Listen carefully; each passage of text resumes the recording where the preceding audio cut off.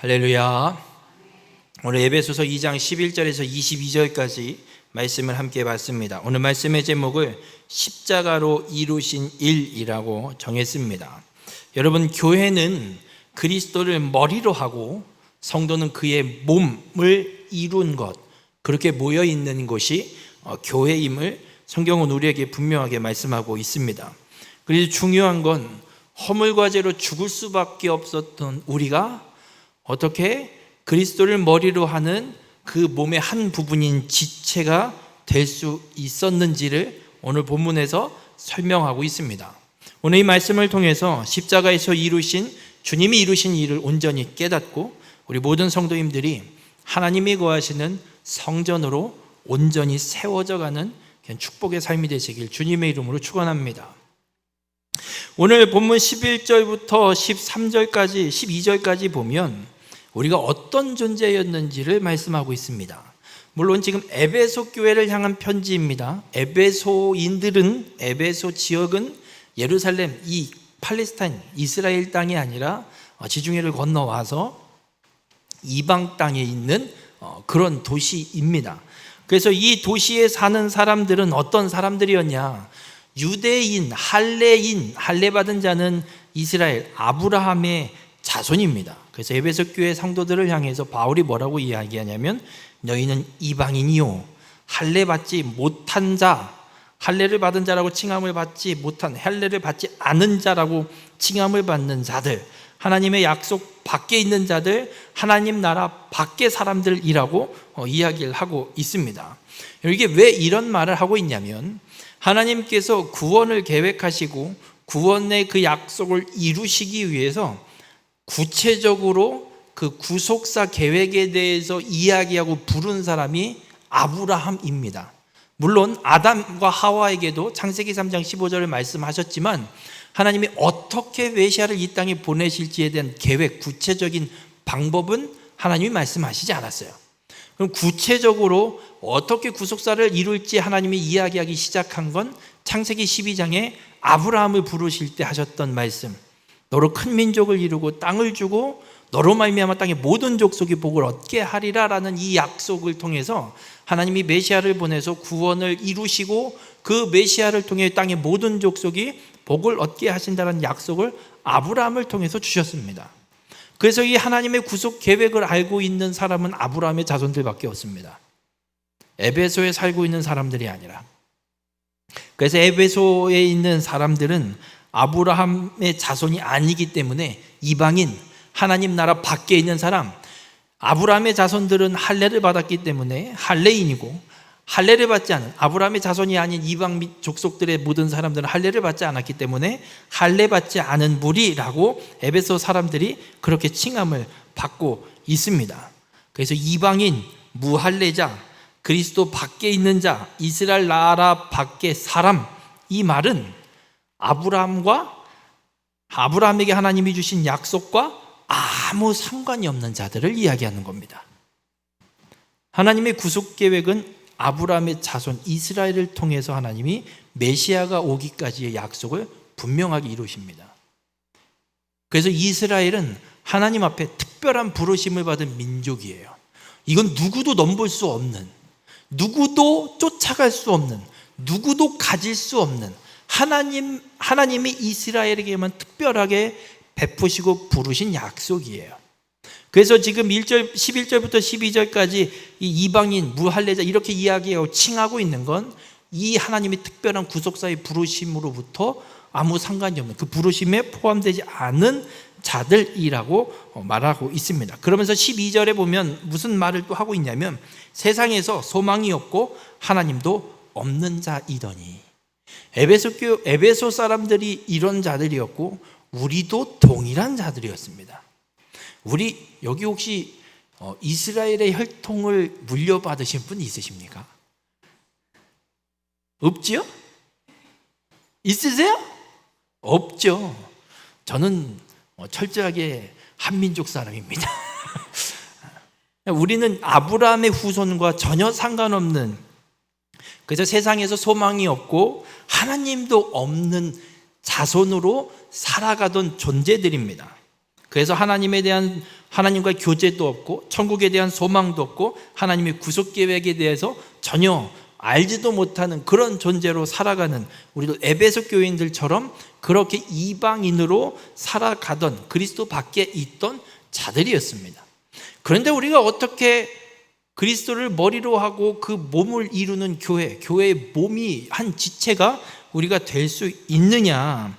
오늘 본문 13절에 이렇게 이야기합니다. 이제는 전에 멀리 있던 너희가, 앞에 11절과 12절을 통틀어서 한마디로 이제 하는 거예요. 하나님과 멀리 있는, 하나님과 아무 상관없는, 유대인과 아무 상관없는, 구속사와 아무 관계없는 삶을 살던 너희가 그리스도 예수 안에서 그리스도의 피로 가까워졌다라고 말씀합니다.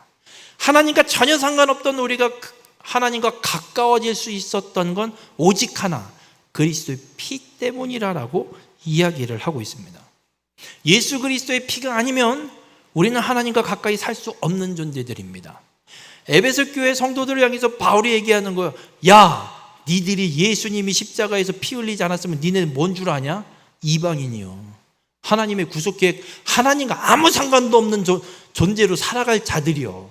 그런데 지금 당신들이 이렇게 교회로 모이고 구원받은 하나님의 백성으로 살아갈 수 있는 건, 하나님과 화목하게 가까이 지낼 수 있는 건 예수 그리스도께서 피를 흘리셨기 때문에 가능한 일이다라고 이야기하는 거예요.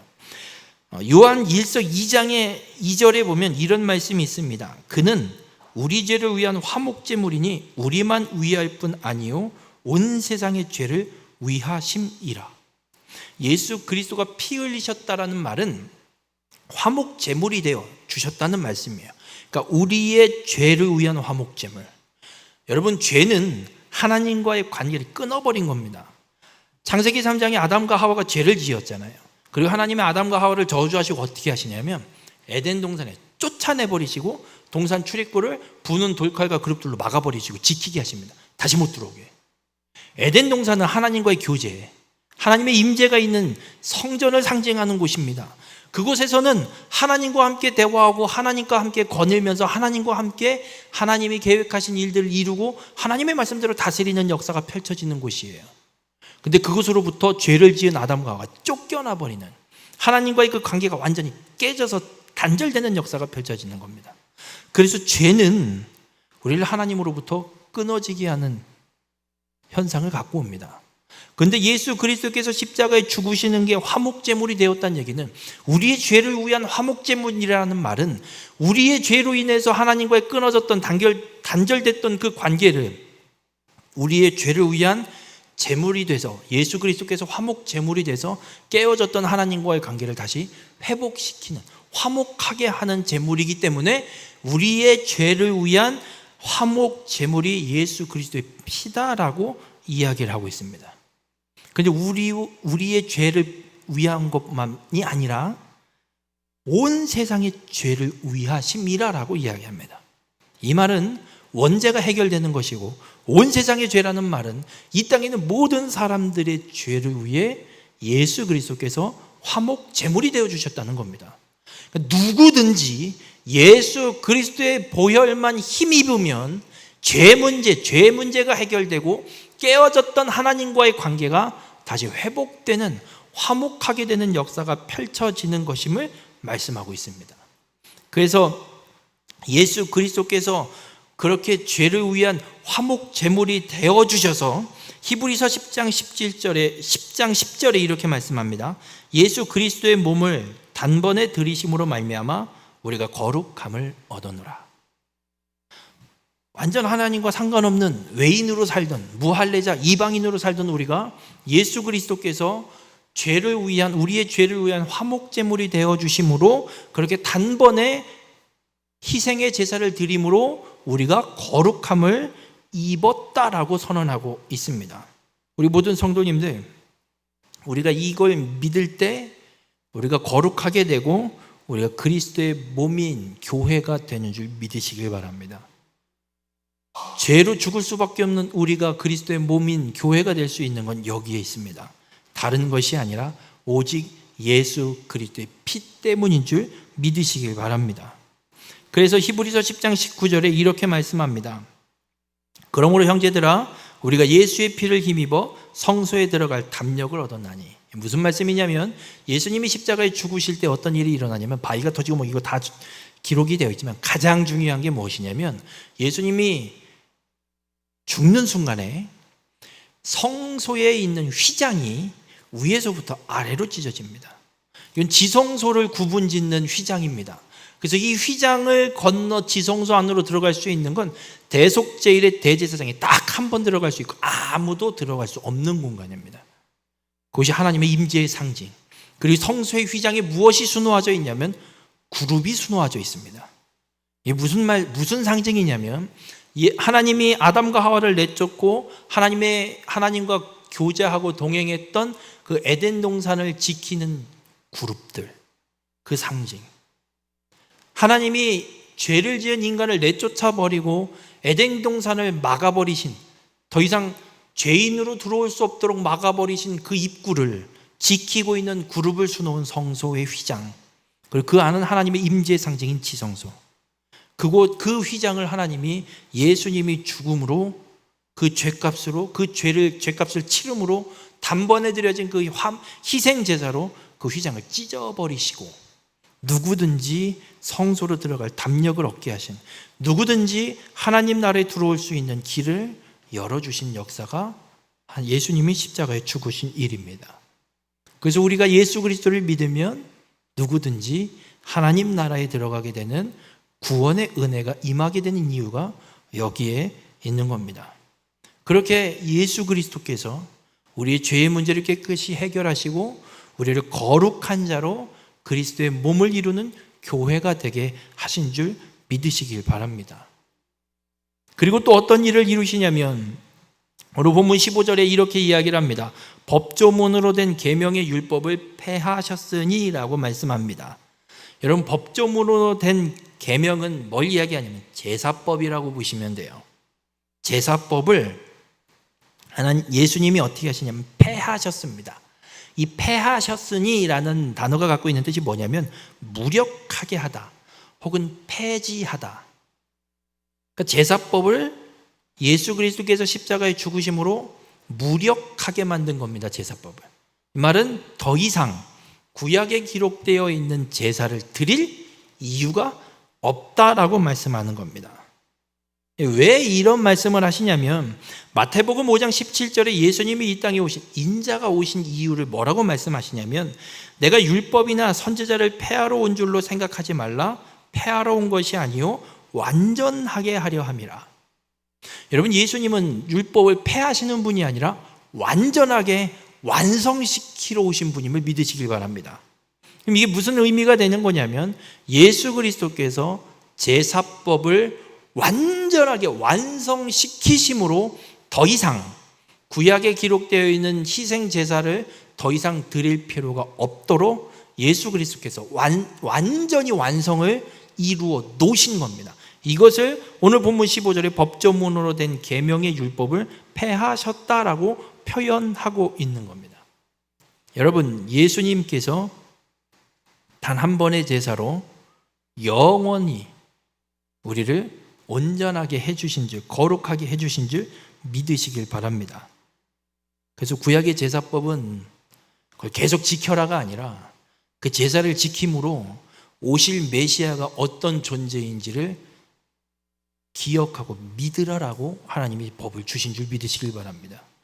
왜냐하면 구약 시대는 메시아가 오시지 않았기 때문에 메시아를 믿어야 되는지를 모릅니다. 하지만 하나님이 요구하시는 믿음은 뭐냐? 하나님이 약속하신 대로 구속사를 계획하신 그 예언하신 대로 누군가가 분명 우리의 죄의 문제를 해결하러 오시는 존재, 구원자가 있다라는 걸 믿고 기다리는 그 믿음을 하나님이 요구하시는 겁니다. 그래서 제사법을 매년 그 희생 제사를 동물을 통해 제물을 통해 희생 제사를 드리게 하심으로 하나님이 요구하시는 건 매년 그 희생 제사를 드리면서 메시아 구원자가 반드시 이 제사를 이루기 위해서 완전한 제사를 이루기 위해서 오실 것을 보라는 겁니다. 그래서 제사를 통해 오실 메시아를 이들이 기다리게 하는 것이 하나님이 주신 구약의 제사법. 그래서 구약의 제사를 통해서 오실 메시아, 오실 예수 그리스도를 기다리는 것이 이들에게 요구되는 믿음이었고 예수 그리스도께서 이 제사법과 하나님의 예언대로 이 땅에 오셔서 모든 제사법을 완성하신 줄 믿으시길 바랍니다. 이것이 예수님께서 십자가에서 이루신 일입니다. 그럼 예수님께서 십자가에서 이렇게 우리의 죄를 담당하시고 단 한 번의 제사로 율법을 완성하셔서 우리를 어떻게 하시느냐? 하나님과 화목하게 하십니다. 그리고 그리스도 안에 거하는 그리스도의 몸인 한 지체가 되게 하셔서 교회를 온전히 이루게 하신 줄 믿으시길 바랍니다. 그래서 더 이상 우리는 어떤 존재가 된 거냐? 이방인이 아닌 겁니다. 앞에 11절과 12절에서는 에베소 교회를 향해서도 바울이 강하게 얘기했어요. 넌 이방인이다. 그리스도 밖에 있던 자다. 하나님과 상관도 없던 자들이었다. 그런데 예수님께서 십자가에서 이런 일들을 다 이루셔서 이제는 그리스도인, 그리스도의 몸된 교회, 하나님 안에 있는 자, 더 이상 이방인이 아니라 하나님 나라의 백성, 하나님 나라의 시민이 되었다라고 분명하게 선언하고 있습니다. 우리 모든 성도님들 그렇습니다. 하나님께서 사도들과 선지자를 통해서 복음을 증거하게 하셨습니다. 그 복음이 에베소 도시에도 전해졌습니다. 그리고 그 복음이 전해져서 무엇이 생기냐? 교회가 생겨나기 시작합니다. 그냥 생기는 게 아닙니다. 그리스도, 복음이 증거해서 교회가 생겨나는 겁니다. 여러분, 사람이 교회를 세울 수 있는 게 아닙니다. 사람이 교회를 세워볼까? 내가 교회를 한번 세워볼까? 세워지는 거 아닙니다. 복음이 전해져야, 복음이 증거되어져야, 복음이 있어야 교회가 세워지는 줄 믿으시길 바랍니다. 전에도 한번 말씀드렸지만 제가 대학을 갈 때 어떤 마음을 갖고 있었냐면 어떻게든 돈 무지하게 많이 벌어서 교회를 건축하고 그렇게 내가 생각하는 목사님 모셔다가 교회를 잘 만들어 봐야지 라는 생각을 했습니다. 이게 얼마나 오만방자한 생각인 줄 아십니까? 지가 좋은 목사 모셔다가 지가 좋은 교회 만들어 보겠다는, 어디에도 하나님이 원하시는 교회가 아니라 내가 원하는 교회를 세워보겠다는 생각이었던 겁니다. 그건 교회가 아닙니다. 교회는 그리스도를 모퉁이돌로 하고 교회의 가장 시작, 어떤 건물을 지을 때 가장 시작점이 되는 게 모퉁이돌입니다. 그 시작이 무엇이 되어야 하냐? 그리스도, 예수 그리스도. 예수 그리스도로 시작되는 것이 교회인 겁니다. 바로 우리 교회도 예수 그리스도로 시작되어서 예수 그리스도로 끝나는 교회가 되길 주님의 이름으로 축원합니다. 어디에도 사람이 요구하는, 내가 원하는 것이 아니라 오직 복음, 우리를 온전히 화목하게 하고 거룩하게 하신 오직 예수 그리스도, 예수 그리스도로 시작된 교회가 되길 주님의 이름으로 축원합니다. 그러면서 바울이 또 이야기를 합니다. 복음으로 시작되는 교회, 그 공동체도 교회이지만 성도들을 향해서도 이야기합니다. 각각 그 자들이 어떤 존재가 되느냐? 하나님이 거하시는 처소가 되어 성전이 되어감을 이야기하고 있습니다. 오늘 본문 21절에서 이렇게 말씀합니다. 주 안에서 성전이 되어가고, 복음으로 시작된, 복음이 증거되어서 복음을 예수 그리스도 나의 구주로 영접한 자에게는 그리스도 안에 있는 자가 되고, 그 그리스도 안에서 우리가 어떤 존재가 되느냐? 성전이 되어가는, 하나님이 거하시는 처소가 되어간다라고 말씀하고 있습니다. 우리 모든 성도님들, 여러분이 그리스도의 몸인 교회가 될 수 있는 건 그리스도 안에 있을 때 가능한 줄 믿으시기 바랍니다. 그리스도 안에 있지 못하고 벗어나는 순간 우리는 교회가 아닌 겁니다. 예배당에 나와 앉아 있는다고 교회가 아니라 그리스도 안에 거하는 삶을 살아갈 때 교회가 되는 줄 믿으시기 바랍니다. 우리가 교회라 할 수 있는 건 오직 하나, 복음 안에 살아갈 때 우리가 성전이 되는 겁니다. 바라기는 우리 모든 성도님들이 그리스도께서 이 땅에 다시 오시는 그날까지 그리스도 안에 끝까지 거하는 자가 되셔서 주님이 온전히 거하시는 하나님의 처소로, 하나님의 성전으로 온전히 끝까지 살아가는 우리 모든 성도님들이 되시기 바랍니다. 그런데 하나님의 성전으로 살아가는 건 우리의 힘으로만 되는 것이 아닙니다. 오늘 보면 22절에 바울이 이렇게 이야기를 합니다. 너희도 성령 안에서 하나님이 거하실 처소가 되기 위하여 그리스도 예수 안에서 함께 지어져 가느니라. 성령께서 우리 안에 거하고 계십니다. 예수 그리스도를 나의 구주로 영접하는 자, 그에게 예수님이 약속하신 대로 또 다른 보혜사 성령님을 보내주셔서 우리와 함께 하십니다. 그래서 우리가 성령으로 인해 우리가 그리스도 안에, 그리스도가 우리 안에 거하시고 살아가는 삶을 살아갈 수 있습니다. 그렇게 살아가는 자가 어떻게 변화되어 가느냐? 하나님이 거하실 처소가 되기 위하여서 그리스도 예수 안에서 함께 하나님이 거하실 처소로 지어져 가게 됨을 말씀하고 있습니다. 이 말씀은 완성된 게 아니란 이야기예요. 완성되어져 갈 거란 이야기입니다. 그렇다면 우리는 분명한 한 가지 기억해야 될 것은 나는 지금 완성된 존재가 아니라 하나님이 거하실 처소가 되기 위해서 완성되어 가야 한다는 겁니다. 우리 모든 성도님들, 우리가 그렇게 그리스도를 통해서 예수님이 약속하신 대로 우리에게 보내주신 성령 안에서 성령께서 우리 안에서 역사하시는 일은 우리로 주님의 말씀을 기억나게 하시고 가르쳐 주신 모든 걸 생각나게 하시고 우리로 모든 걸 가르쳐서 행할 길을 알게 하심으로 그게 성령 안에 거하게 하시는 것이고 그로 인해서 우리가 하나님이 거하실 처소로 점점점 지어져 가게 될 것을 선언하고 있습니다. 우리 모든 성도님들, 이게 우리가 살아가야 될 삶입니다. 예수님께서 십자가에서 화목제물이 되어서 죄 문제를 깨끗이 해결하시고 우리로 하나님이 거하실 처소로 온전히 세워져 가도록 그 모든 일들을 이루어 놓으신 겁니다. 바라기는 우리 모든 성도님들의 삶이 주님이 부르시는 그날까지 하나님이 온전히 거하시는 처소로 세워져 가는, 지어져 가는 귀한 축복의 삶이 되시길 주님의 이름으로 축원합니다. 다른 것 의지하지 마시고 내 안에 거하시는 성령 안에서 성령을 의지하여서 하나님이 거하시는 거룩한 성전이 되는 우리 모든 성도님들이 되시길 주님의 이름으로 축원합니다.